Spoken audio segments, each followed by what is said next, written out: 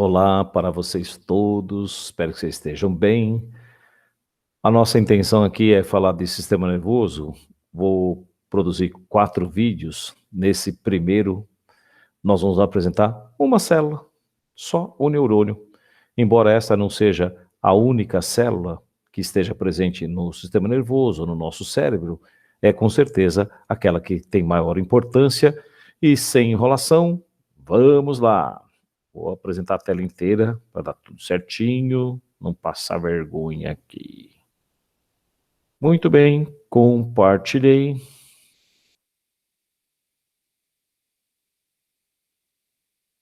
Apresentando tela agora. O que nós vamos apresentar aqui, vamos voltar aqui um pouquinho. Sistema nervoso é o nosso assunto. Começamos com um neurônio. O que nós reconhecemos aqui ser uma célula muito especializada.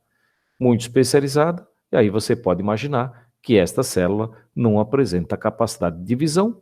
Por quê? Fica muito difícil você imaginar esta célula com esses muitos prolongamentos passando pelo processo de mitose. Vale muito a pena você fazer sempre pontes, né? Vamos fazer ponte lá com a citologia. No núcleo da célula, nós vamos reconhecer o quê? O material genético, os genes. Os genes, você já sabe, transcrevem RNA mensageiro.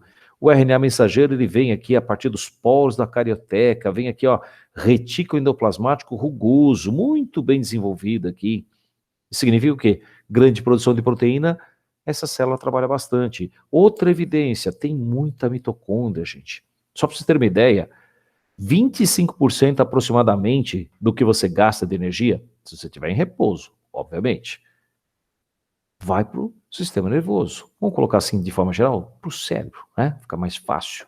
Mas claro que o sistema nervoso como um todo. O cérebro, gente, que pesa menos de 1,5 kg, chega a consumir 1/4 da nossa energia. É bastante, né, gente? Então você pode imaginar o quê? É claro que se a natureza não gosta de desperdício, investir tanto assim é porque valeu a pena, né? Nós temos um cérebro bastante avantajado e isso nos deu uma capacidade ímpar dentro da seleção natural, dentro da natureza. Muito bem. Dendritos, são vários. Axônio, um único. O que você pode imaginar? Chega, sempre chega, nesse sentido, né? Pelo dendrito, o impulso nervoso, e vai embora a partir do axônio. O axônio, nesse caso aqui, está mielinizado. A bainha de mielina vai, como eu coloquei aqui rapidamente, né? Aumenta a velocidade do impulso nervoso e vai permitir que o impulso nervoso seja saltatório. Lá na terminação axônica, veja lá, gente, o complexo golgiense muito bem desenvolvido, permite a liberação de vesículas de secreção que vão caminhando por esses microfilamentos, vai chegar lá como fosse trilhos, né? Vai chegar lá no finalzinho, e no finalzinho acontece a liberação do neurotransmissor. Sinapse não vai ser o nosso assunto de hoje, tá? Semana que vem a gente grava outro vídeo, e aí vamos falar só de sinapse e, claro, aí começa a falar das conexões entre dois neurônios, entre vários neurônios, aí nós vamos ter um entendimento um pouco mais avantajado do sistema nervoso. Aqui, gente, o que eu quero enfatizar é que se o retículo rugoso muito bem desenvolvido, muita proteína, muita atividade. O sistema golgiense muito bem desenvolvido, atividade de secreção, neurotransmissores são liberados em grande quantidade. E mais, né, gente? Vamos pensar o que é o impulso nervoso. Antes de falar o que é, a gente pode começar de maneira mais simples. Falando do trajeto.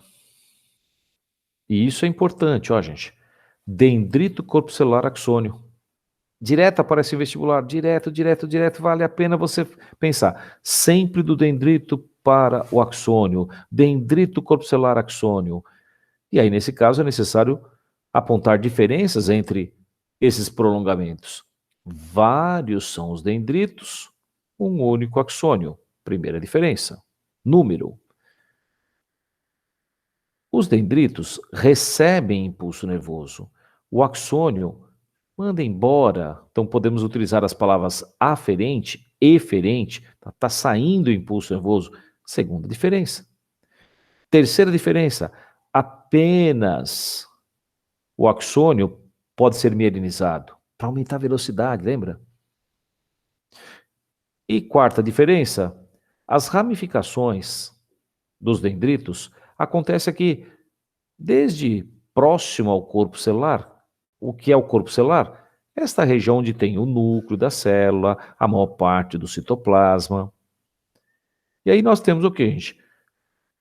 As terminações do axônio são distantes. Então, 4 diferenças importantes entre dendrito e axônio. Número, o trajeto do impulso, o dendrito recebe impulso, o axônio manda embora.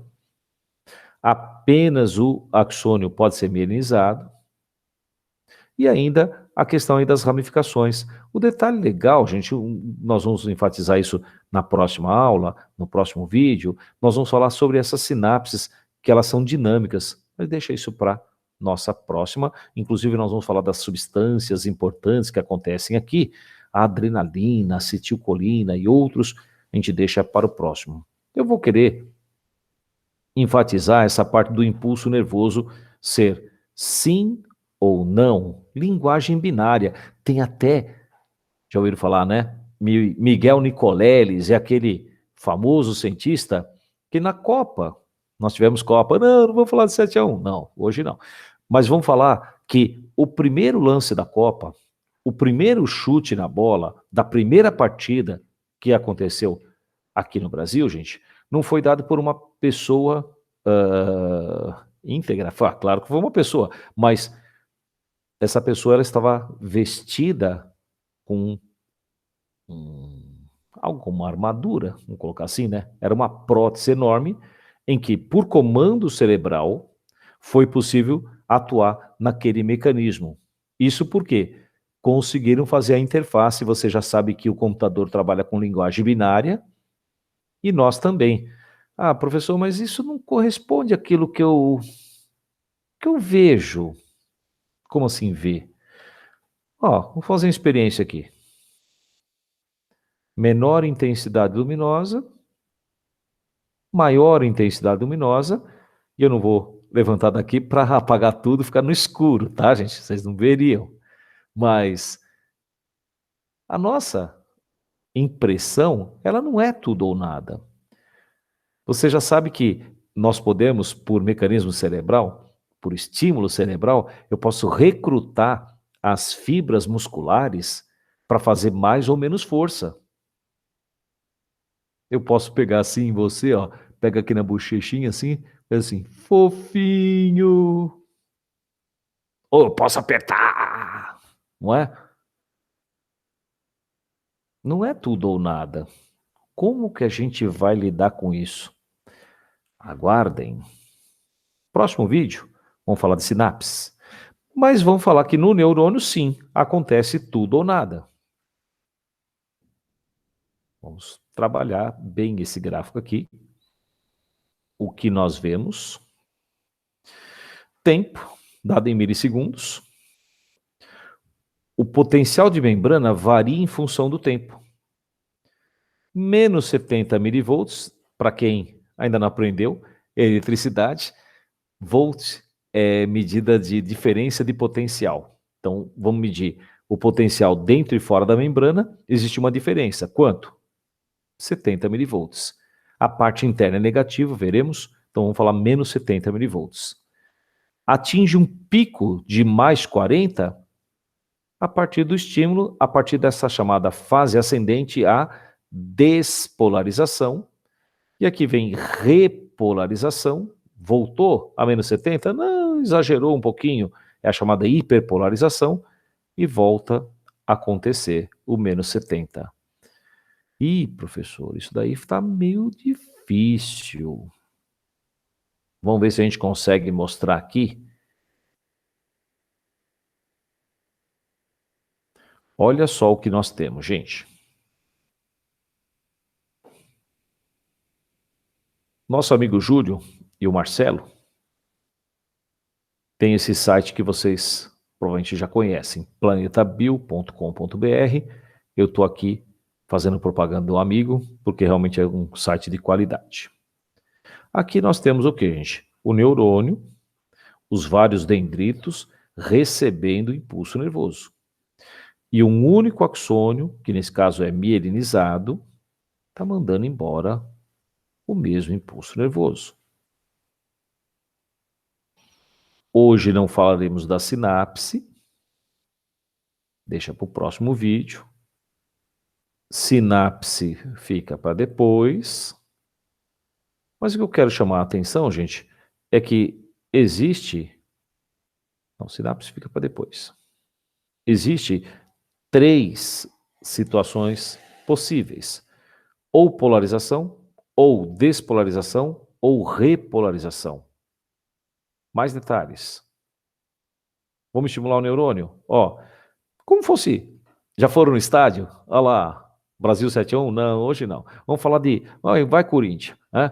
Tá lá o pessoal fazendo ola. Perceba que cada pessoa só levanta e abaixa o braço e ainda assim aquela onda percorre. É uma boa ideia para que você possa entender o que aconteceu aqui, né? Ola, de novo. Ó, ola. Só que muito rápido a gente não consegue enxergar o que aconteceu. Inicialmente, está todo mundo com o braço abaixado. Está negativo por dentro e positivo por fora. Mas para falar o porquê disso, seria interessante a gente voltar aqui na nossa apresentação e falar de maneira simples ainda que nós temos uma bomba que fica jogando sódio para fora, potássio para dentro, é a chamada bomba de sódio e potássio. Ih, professor, não entendi não. Então vamos entender aqui pelo esse... É um videozinho, gente, bem simplesinho. Eu coloquei aqui em inglês porque é fácil de encontrar. Selecionei esse aqui. Tem outros bons também que mostram o quê? Aqui você está vendo. Deixa eu ampliar. 2 camadas de lipídios. Você já sabe que essa é a membrana plasmática. Aqui está inside of cell, outside of cell. Né? Então aqui, dentro da célula, fora da célula, o que nós temos, gente? A dupla camada de lipídios forma esse mar de lipídios onde ficam os barquinhos, ou o que você prefira aí que está nesse mar. Proteína, nesse caso aqui, é a bomba de sódio e potássio. Eu vou acionar o vídeo. Vocês estão vendo o que, gente? Que nesta conformação, os íons sódio têm aqui a chegada em uma pausa, 3 sódios associados à bomba. A molécula de ATP chegou aqui e alterou a conformação da proteína. E nessa outra conformação, 3 sódios vão fora. 3 cátions positivos, isso vai ficar positivo lá fora. E nesta mesma conformação, os íons potássios se associam à bomba. Não é bomba de explodir, tá, gente? É bomba de bombear, não vai errar. O fosfato saindo daqui permite a entrada do potássio. Basicamente é isso.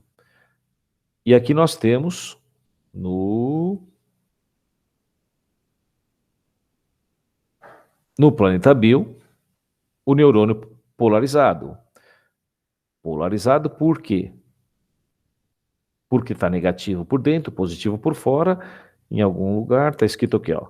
3 sódios estão sendo bombeados ativamente e 2 potássios estão sendo bombeados ativamente para o meio intracelular. E isso gera uma DDP, diferença de potencial, essa é a linguajar lá do pessoal da física, e vai acontecer o que, gente? Despolarização. Vamos dar um estímulo aqui? O que pode ser o estímulo? Pode ser um estímulo mecânico, porrada. Não precisa ser forte, tá, gente? Mas o suficiente para atingir o limiar. Estímulo mecânico, entre aspas, porrada. Estímulo o quê? Elétrico, pode ser um choque, pode ser uma substância. E é claro, né? Nós temos células especializadas, por exemplo, aqui está chegando essa luz aqui do meu ring, tá chique o negócio aqui, hein?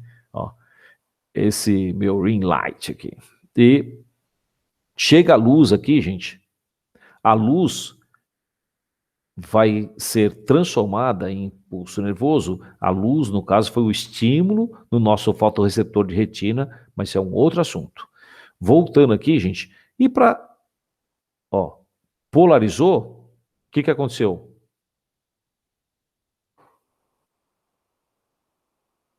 Contrário. Despolarizou, o que aconteceu?